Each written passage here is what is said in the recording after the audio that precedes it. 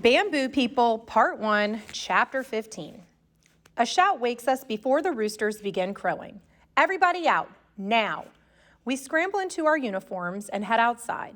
In the distance, Yutadin is pacing back and forth by the river. As we hurry to join him, the rest of our section starts to realize what has happened. The captain's soldiers are snickering at the sight of the rocks back in the river. The sergeant glares at Ty and me. Well, he asks. Ty and I exchange glances. Speak up, I tell myself, but I can't think of anything to say. The captain ordered Chico and me to move the rocks back, Ty says. So we did. What? Why? I flinch as the other recruits aim scowls and spit insults in our direction. Punishment, Ty says, for trying to escape. Well, this is wonderful, Yutadin says sarcastically, beginning to pace again. His stocky figure reminds me of a caged boar I saw once in the zoo. The captain is returning with a major letter later today. He told me that we have to dig out and haul another pile of rocks from the river this morning. Another pile as large as the one we thought we'd already moved. If we don't get both done in time, I'm finished. In fact, I'm finished now. Yutadin seems to have forgotten that he's an officer addressing a group of new recruits. Ty actually grins. I can't believe it. Don't worry, he says. Chico and I have a plan. Yutadin stops pacing. A plan? What plan? Come here, boy. Ty talks to him in a low voice, and soon the sergeant is squinting across the river to the farm. When Ty is done explaining, Yutadin claps Ty on the back. It just might work, the older man booms. Go on, boy. It does work. With the cart, buffalo, and the same long plank, our section finishes the task before noon. Now 2 huge piles of stones mark the construction site. The freed river pours smoothly downstream into the farmer's irrigation channels. When Ty returns the buffalo, the farmer is so delighted he sends along 2 dozen eggs, milk, and a pail of sugarcane juice. You've earned this, boy, Yutadin tells us, beaming. Nice work. The other recruits cheer and clap Ty and me on the back. Sinking into the grass, we bask in the sunshine and share the sugarcane juice. Under the cooking tarp, the soldiers on kitchen duty start frying rice with egg. You did it, I say to Ty, sipping the sweet juice slowly to make it last. He doesn't seem happy, though. Instead, he has a distant look in his eyes. Are you worried about what the captain will do when he finds out, I ask. I don't really care, Ty mutters, banging his empty cup against the ground. I need to get out of here. I ask the farmer for advice, but he has no transport either. Besides, he's scared of the captain, just like everybody else. How can he still be thinking of escaping after what happened yesterday? Maybe that truck driver made it back to Yangon, I say. My mother has her letter by now. If he did, maybe she's trying to find Sawati. Ty doesn't answer, but he smiles. I offer him some of my share of rice and egg, and he shakes his head. You'll need your strength, he said, especially when Captain Evil comes back later to check on us. While Yutadin naps in the shade, the captain's soldiers organize our afternoon training. Win Min, irritated that we've somehow managed to outfox his father, takes special pains to make us work hard. He's rigid in obstacle course and runs us through it 6 times. We do push-ups and chin-ups until my arms burn like 2 sticks on fire.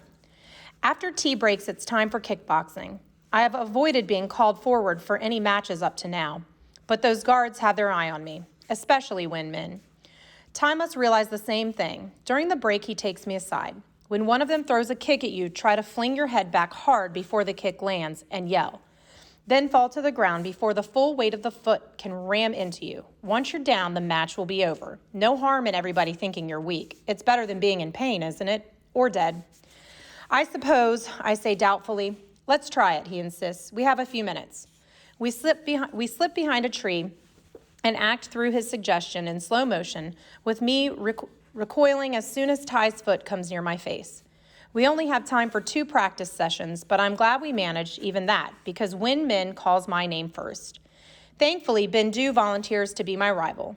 The word among the recruits is that he doesn't kick very high or very hard. The match begins. Concentrating hard, I hold my breath as Bindu's foot lands on my stomach. The others were right. He doesn't kick hard at all. I try to follow Ty's instructions as best I can. Before I know what's happened, I'm on the ground with Bindu grinning over me. He's won, of course, but I'm not in any more pain than I was when we started. During dinner, I grin as Ty imitates my groans and moans. Sounded like somebody was killing a pig, he says. You score? Definitely, but not as much as I might have been without your training. And if those buffalo hadn't done our work, I'd probably be dead by now. Buffalo like to help each other, Ty says, nudging me. I laugh. He's pointing at Yuta Din, who's chewing his rice absent-mindedly, looking just like Yan and Gon. Chapter 16. As camp begins to close down for the night, I watch the road. Ty may not care, but I do. What will the captain say when he finds out what we've done? I've almost convinced myself that he isn't going to show up when the Jeep comes hurtling down the hill. The inside of my mouth tastes like I've swallowed sawdust instead of fried rice. One day at a time, I tell myself, mind your business, stay out of trouble. Carrying kerosene lanterns, the soldiers run to open the doors of the Jeep. The captain steps out, followed by his guest, a portly man with several ribbons on his uniform. We lower our heads to show respect. Yuta Din, barks the captain, after the bowing and saluting is over. What kind of a leader are you? Why are the recruits not working? Have they cleared that river as the farmer requested? We must maintain good relations with that man. If not, the major will make sure somebody else is assigned to take over this camp. Yuta Din grins broadly. The work's on schedule, sir. The farmer already sent his first payment in gratitude for our work. What? Grabbing a lantern, the captain heads for the construction site. The major and Yuta Din stay behind, but everybody else follows the captain, with Ty at his heels and me at the rear of the procession. Moonlight sparkles on the river.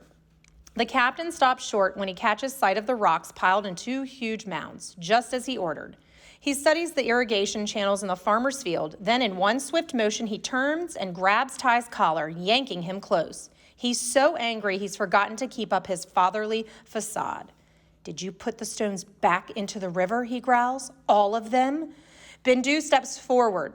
We found them there this morning, sir. Isn't that right, boys? The captain lets go of Ty's collar. His voice is more controlled this time.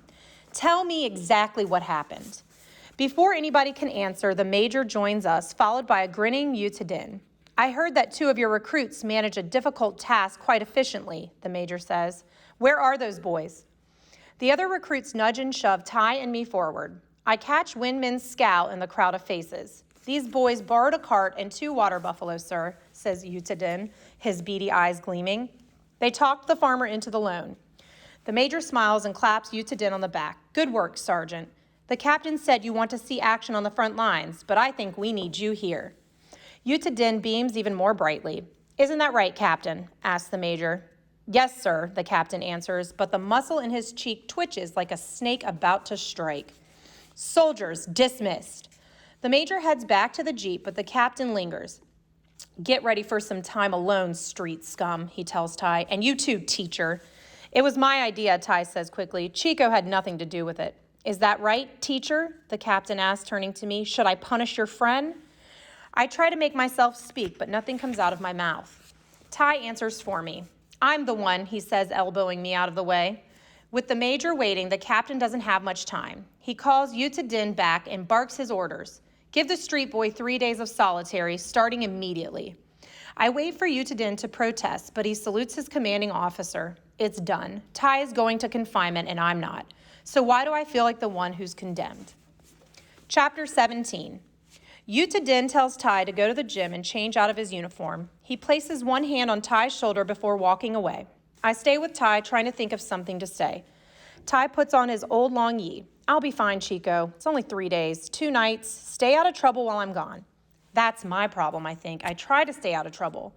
I can't meet his eyes. Win Min and 2 other soldiers escort Ty to the confinement room behind the barracks. They don't let me follow. The place is off limits to everybody except the captain's favorites. Bindu is on guard in the gym, so I ask what the place is like. It's a cell no bigger than a box, he tells me. No windows with no bathroom, just a hole in the ground. The next day, I approach one of the captain's men with a kyat note and ask him to give Ty some of my food and water along with a blanket. The soldier takes the money, snatches it in fact, and agrees to the food and water, but refuses to give Ty the blanket. For 2 nights, I can't sleep. I toss and turn, hating myself more than ever, worrying that Ty is cold or sick. How could I let him shoulder the blame for something we both did? Will I ever stop being a coward? On the 3rd day after dinner, Ty is released. He's weak but still upright. I'm waiting for him as he comes around the barracks. He even manages a smile when I rush to his side. I've brought his other long yi along and help him to the river so he can bathe. I take his dirty clothes, go downstream a bit, and scrub them out while Ty washes himself from head to toe. Thank goodness it's time to sleep. He looks exhausted.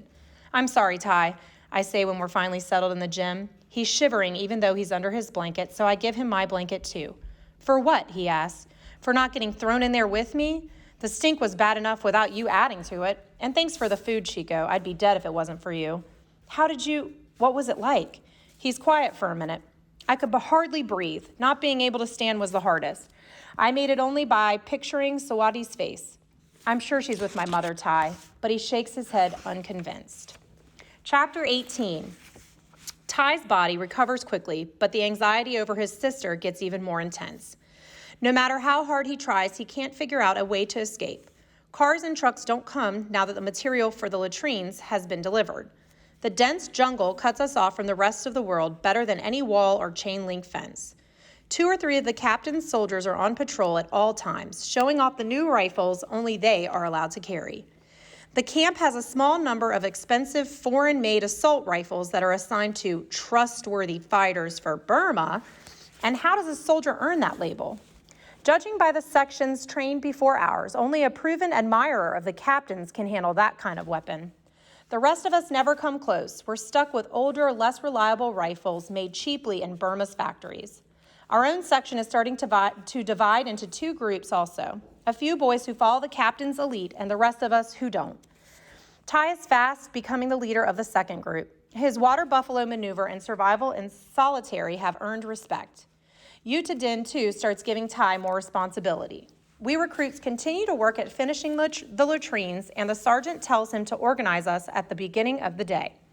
Nine of us working today, Ty says. The rest are helping with rifle practice.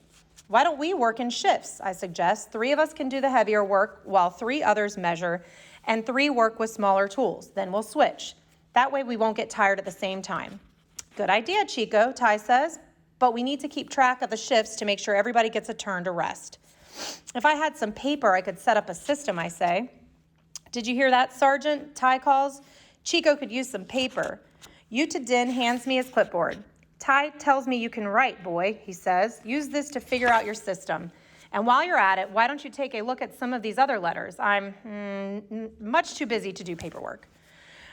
I like the feel of the clipboard and pencil in my hands. I can't read and write without my glasses, sir, I say. The captain told me not to wear them. Yuta Din glances around. Do you have them? They're in the gym. As long as you don't wear them around the captain or any of his men, you'll be fine. These fellows won't say anything, right? The 7 boys standing with us agree, and I race to get my glasses. I'm safe for now. The captain's soldiers are at the far end of the field concentrating on shooting practice. 2 recruits from our section are helping to set up targets. I list the names and ages of the 9 workers on the blank piece of paper attached to the clipboard, dividing us into 3 groups. I balance the younger boys with the older ones. Although it seems like I'm ordering them around, the others don't mind. They see that my plan is fair. When it's my group's turn to take a break, I pick up the clipboard and flip through the rest of its contents. Several forms that haven't been completed, an unfinished budget report with a lot of math mistakes, and 6 unopened letters. Why would such important paperwork go untouched like this? Is the sergeant too busy to read his mail? I walk over to Yuta Din, who's dozing in the shade. As I watch his face, the jowls shaking with each snore, the truth dawns. I'll bet the man can't read. Yuta Din stirs and sits up. What is it?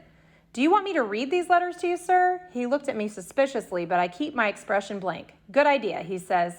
My eyes get tired from the sunshine. Another boy used to help me, but he's gone now. What happened to him? I can't help asking. The captain sent him to the front lines. I slit open the first envelope, noticing Ty and the other boy in our group watching. Find something useful to do, Yuta Din snaps, and they back off. The first letter is from Yangon's military headquarters. It's a commendation about the negotiations Yuta Din arranged with the neighboring farmer. Major Wang Di visited the camp and noted your leadership abilities. We have decided to raise your salary accordingly. Yuta Din is grinning. You're a good reader, Chico, he says. That requires a thank you note. Put it in a reply required pile. The other letters are also from Yangon. One is the most interesting. It seems that our platoon's trained soldiers might be called out earlier than expected. They're needed to push back a fierce tribal onslaught in the jungle. I think of Bindu's good-natured round face. We're always happy when he's assigned to train or guard us. How much longer will he be with us in the camp? They're making a big fuss over nothing, the sergeant scoffs. Don't say anything to the other boys. No use worrying about things that might not happen. Is that it? Yes, sir. 4 of these require replies. That will take some time. It would be good if you did paperwork with me every now and then during the morning work sessions. Extra time off from hard labor? What a gift Father gave when he taught me so well. I can only hope he's earned some special privileges too, wherever he is. Suddenly, a new thought hits me and I can hardly breathe. Maybe I can use this assignment to find out about Father, to know for certain that he's alive. I might even be able to discover where he is and send Mother the news. I hand the sergeant the clipboard and envelopes. Here you go, sir, I say, trying to keep the excitement out of my voice.